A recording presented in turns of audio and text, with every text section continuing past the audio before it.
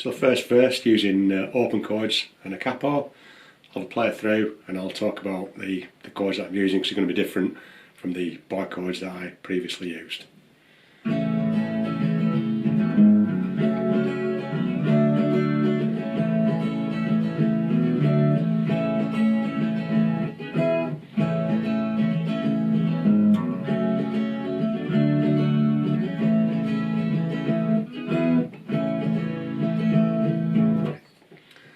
So, because I'm using a capo, we've got to bear in mind that the chords I'm going to describe are not the actual chords, they're relative to the capo. But forget about all that for the purpose of learning it. Make sure you've got your capo on to play along with the song, and we'll just use the open chords. So I'm going to start off with a G, and then I'm going to go down just like before with the bar chords. I'm not going to use a chord on the sort of the passing, the down note. So I'm going to go from a G, I'm just going to go down a fret on my low note, so from the G, I'm playing F sharp note, just the note there, on my way down to the E minor. My second proper chord, so G, E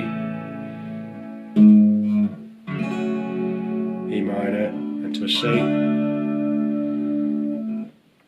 back to a G,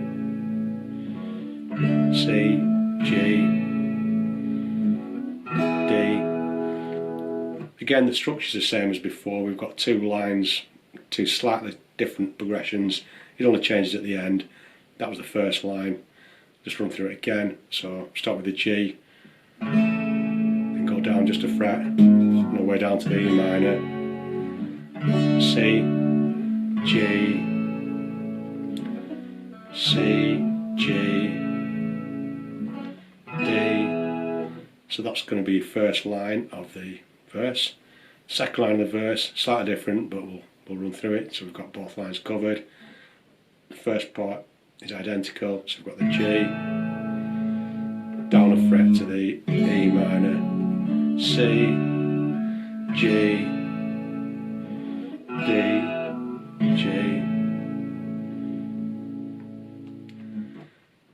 So they're the same in the pitch. The actual notes that we're playing are the same because we're using the capo, but because we're using the open chords, it avoids us having to use the bar chord, so that might be simpler for us to approach the song, to learn the song. The other verse is pretty similar, but there's a slight, again, change to the ending. But for now, if we just work on getting the verse part right, we'll worry about the other bits, the bridge and so on afterwards. So I'll just play through again.